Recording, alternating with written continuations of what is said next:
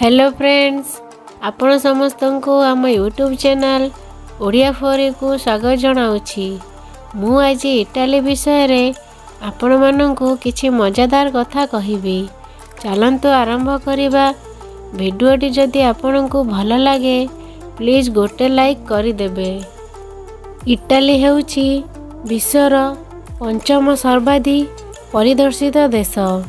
2018 रे Italy 62 million रु अधिक अंतर्जातीय परिदर्शक ग्रहण करिथिला, जहा देश को विश्वर पंचम सर्वाधिक परिदर्शन करिथिला। इटालीय माने नयापल्ली रे पिज्जा उद्भावन करुथिले। टमाटो बेस सहित प्रथम आधुनिक पिज्जा 1860 मसीह रे नयापल्ली रे कैंपेनिया अंचल रे तैयारी होइथिला। सही दिन ठारू यह पृथ्वी रे सबुठारू प्रिय खाद्य रे परिणत होइथिला। जदियो नम्र पिज्जा समय सहित अनेक परिवर्तन अतिक्रम करिछि, तथापि दुनिया रे सबुठारू सुस्वादु पिज्जा आजिम नयापल्ली रे देखिबाकू मिले। बुन आपेटिटो इटाली रे विश्व रे सर्वाधिक यूनेस्को विश्व ऐतिहासिक स्थान रहिछि। यह ऐतिहासिक धन सहित भरपूर। 2019 सुधा इटाली रे 55 न्यूस्को विश्व ऐतिह्य जुल रहिछि। विश्वर सर्वाधिक यूनेस्को साइट गुड़िक सहित सेमाने चाइना सहित बांधी हुंती। रोम रे थिबा कैल्सियम प सहर एवं गरममय अमालफी कोस्ट भली रन सहित देश प्रतिवर्ष लक्ष लक्ष परिदर्शक ग्रहण करिबा आश्चर्यर कथा। ख्रीष्टपूर्व 4th शताब्दी इटालीय माने पास्ना खाइचंदी। इटाली रे विश्वर अनेक श्रेष्ठ पास्ना खाद्य सहित पासु इटाली संस्कृतिर एक गुरुत्वपूर्ण अंश एवं सेमानंकर शिल्प को सिद्ध करने सेमानंकर समय अछि। प्रमाणरू जना पड़िछि जे इटाली रे पास्ता आतिय ख्रीष्टपूर्व 4th शताब्दी आरंभ होइथिला। ऐतिहासिक माने रोमान पूर्वरू इटालीय कबर रे चित्रकला पाइबा परे पास्ता तैयारी उपकरण गुड़ी को चित्रण करिथिले। यह जनाशुना जे इटाली माने सेमानंक कॉफी पसंद करती, किंतु आपण जानते कि जे माने प्रतिवर्ष 14 मिलियन एस्प्रेसो उपभोग करती। 60 मिलियन रु अधिक जनसंख्या भी शीर्ष देश पई यह प्रभावशाली अटे।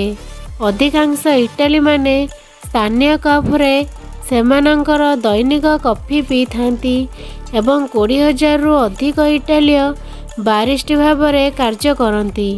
अनेक लोक घरे ठीक करती।